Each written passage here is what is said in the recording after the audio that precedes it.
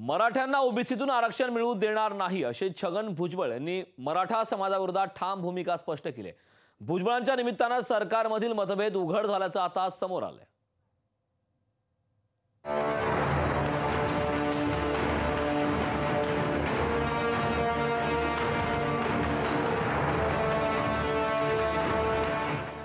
मराठा समाजाला सरसकट कुणबी दाखले देण्याच्या मागणीसाठी मनोज जरांगे पाटील यांनी लॉंग मार्चची घोषणा केली आहे। मराठा समाजाला आरक्षण मिळवून देण्यासाठी मुख्यमंत्री एकनाथ शिंदेंनी शपथ घेतलेली असताना आता त्यांच्याच मंत्रिमंडळातील मंत्री सरसकट कुणबी दाखले देण्यास विरोध करू लागलेत।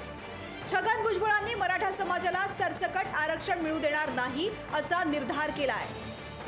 न्यायालयाची पण लढाई लढू आणि रस्त्यावरची पण लढाई लढू जर ओबीसीतून जर सरसकट मराठा समाजाला आरक्षण मिळालं। न्यायालयाची पण लढाई लढू आणि रस्त्यावरची पण लढाई लढू जर ओबीसीतून जर सरसकट मराठा समाजाला आरक्षण मिळालं। ही फक्त छगन भुजबळांची भूमिका नाही, महायुती सरकारमधील मोठा भाऊ असलेल्या भाजपनेही अशीच भूमिका घेतली आहे। गिरीश महाजनांनीही सरसकट आरक्षणाला विरोध केलाय।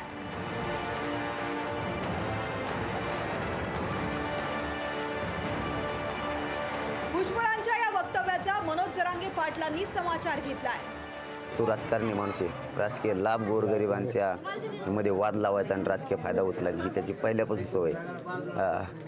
विठ्ठलाला त्यांनी साकडं घातलंय, विठ्ठल त्याला नक्की त्याला सद्बुद्धी देणार आहे की तू इथून पुढं जाती तेढ निर्माण करायचा प्रयत्न करू नको, स्वतःच्या पाहुण्याच्या हाटलं जाळून दुसऱ्याचे नाव घेऊ नको, हे त्याला सद्बुद्धी देणार आहे। भुजबळांनी रस्त्यावरच्या लढाईची तयारी केली आहे, त्यामुळे येत्या काळात मराठा आरक्षणाचा मुद्दा आता राजकीय मुद्दा होऊ पाहतोय।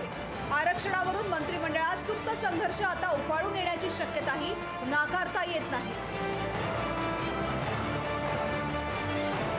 अभिराज उबाळे, लोकशाही मराठी, पंढरपूर।